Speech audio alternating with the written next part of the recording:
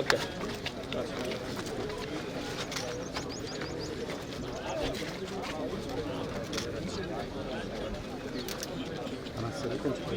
Okay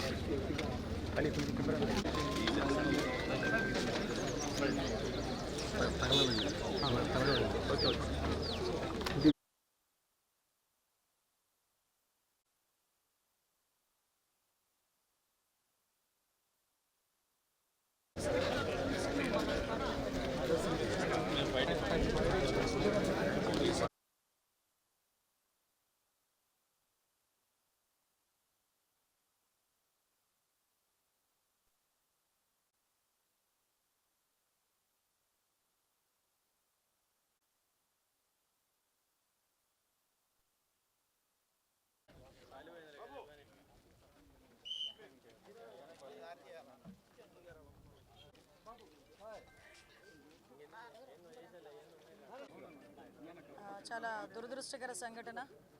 ఈరోజు జగిత్యాల నుంచి ఇంజమూరు వెళ్ళే బస్ ఇది.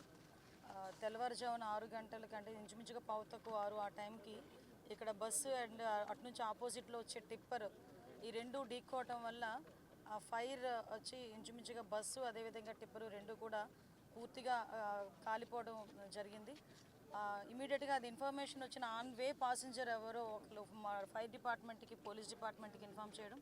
Within 10 minutes fire department, within 5 minutes at the same time police department కూడా వితిన్ 10 minutes వచ్చి ఆ రిమైనింగ్ ఎవరైతే ఉన్నారో క్షతగాతులు వాళ్ళందరినీ కూడా రెస్క్యూ చేసి అంబులెన్సెస్ అన్ని రెడీ పెట్టుకుని అంబులెన్స్లో కూడా నియర్ బై హాస్పిటల్కి కూడా తరలించడం జరిగింది.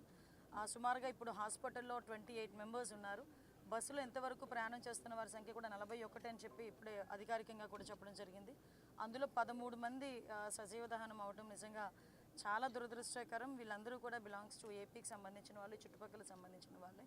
అంటే ఇటువంటి ఇప్పుడు వచ్చేటప్పుడు కూడా అదే నాతో పాటు డీజీపీ గారు, అదేవిధంగా మన ట్రాన్స్పోర్ట్ మినిస్టర్ రాంప్రసాద్ రెడ్డి గారు, అదేవిధంగా కలెక్టర్ గారు, ఎస్పీ గారు ఫస్ట్ నుంచి కూడా మానిటర్ చేసుకుంటున్నారు.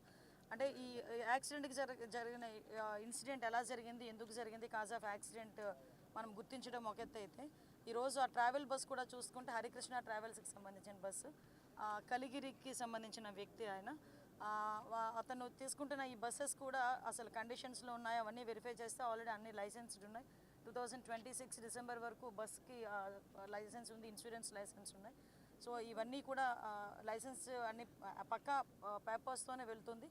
బట్ ఎందుకు జరిగింది, ఎలా జరిగింది అన్న దాని మీద సమగ్రమైన విచారణకి గౌరవ సీఎం గారు కూడా ఆదేశించడం జరిగింది. గౌరవ సీఎం గారి ఆదేశాల మేరకు ఈరోజు క్యాబినెట్ ఉన్నా కూడా ఇమీడియట్గా అక్కడికి వెళ్ళమని చెప్పేసరికి నేను, అదేవిధంగా రాంప్రసాద్ రెడ్డి గారు, డీజీపీ గారు మేమందరం కూడా ఇక్కడికి రావడం జరిగింది. క్షతగాత్రులందరికీ కూడా మెరుగైన వైద్యం అందిస్తాం. ఇప్పటి వరకు క్షతగాత్రులందరూ కూడా ఎటువంటి ప్రాణాపాయం లేకుండా అందరూ కూడా సేఫ్లోనే ఉన్నారు. చిన్న చిన్న ఫ్రాక్చర్స్ జరిగినాయి. వాళ్ళందరికీ కూడా నియర్ బై గుంటూరు హాస్పిటల్కి కానీ ఎక్కడికైనా షిఫ్ట్ చేయాల్సి వస్తే కనుక ఇమీడియట్గా షిఫ్ట్ చేసి వాళ్ళందరికీ కూడా మంచి వైద్య సదుపాయాలు కలిగేటట్టుగా మేము చూసుకుంటాం.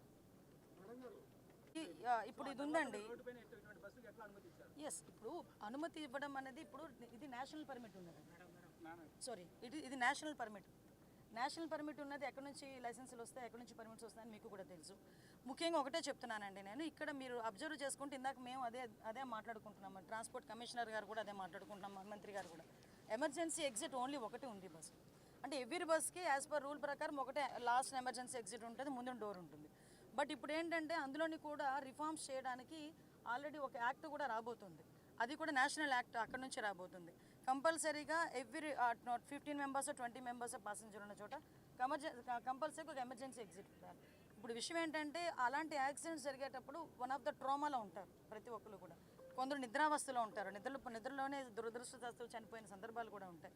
ఇప్పుడు దీన్ని నేనేమంటానంటే యాక్సిడెంట్ కోణంలో చూసి డెఫినెట్గా దీని మీద ఎవరైనా నెగ్లిజెన్సీ ఉందంటే అందులోని ఎక్కడ ఉపేక్షించే ప్రసక్తి లేదు, వాళ్ళందరి మీద కూడా చర్యలు తీసుకుంటాం.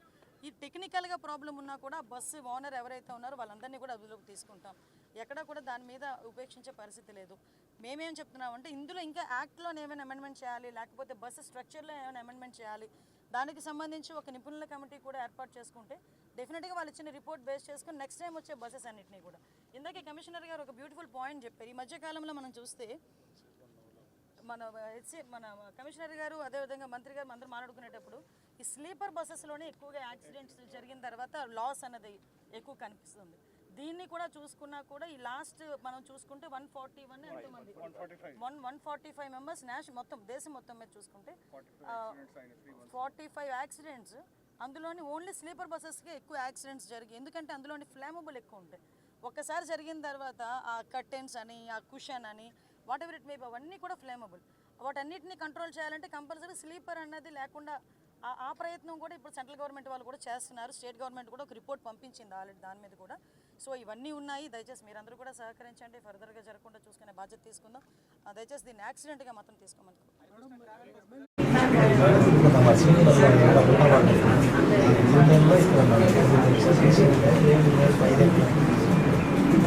అది కొంచెం బస్సులు కొంచెం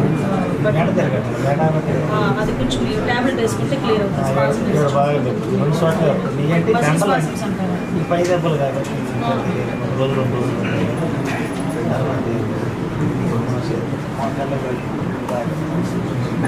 జాగ్రత్త సీఎం గారు వెంటనే పంపించారు డీసీపీ గారిని మమ్మల్ని. ఎవరన్నా అంత తరుణంలో ఎవరన్నా చాలా టైం ఉంది కానీ ఎవరన్నా అంత అబ్జర్వ్ చేసిన వీళ్ళ బాధలు నిండుంటారు. ఒక్కసారి ఇన్ఫర్మేషన్ దగ్గరలో సిటీ ఉన్నది కాబట్టి కొన్ని మానవులు ఆగే కానీ అంత ఆలోచన ఎవరికి రాలేదు. వీళ్ళ తాపాలు వెళ్ళడంతో అది మంట మండేకుండా భయపడి పట పట పట పగులుతూ ఉన్నాయి. ఆ గ్యాసులు ఉంటాయి కదా, అవి కాలేకపోతే బాగా ఏడ్చుకుంటే బతుకుతానుకుంటారు కానీ దాని ఆలోచన తెలుగుతారు ఎవరు కలగలేదు. వాళ్ళకి ఇన్ఫర్మేషన్ అందించి ఆ డౌన్లో అనేది ఏంటంటే ఆయన ఆ రూట్లో వస్తాను, నేను ఈ రూట్లో వస్తాను. ఈ ఫైట్ నుంచి వచ్చేది ఏకంగా కనిపించేస్తారు గేమ్ వేసి నేను దక్కించుకున్నాం అన్నట్టుగా రైట్ సైడ్కి వచ్చేసి కంకరపడే రోడ్లు ఉంది కదా బైక్ ఎక్కడ నేను స్పీడ్ చూసి భయపడేమో రైట్ సైడ్కి వచ్చేసి ఆయన తెప్పిద్దామని ఈయన పోయి ఈయన రైట్ సైడ్కి ఈయన పోయి తున్నోడు అట్లా తున్నట్టు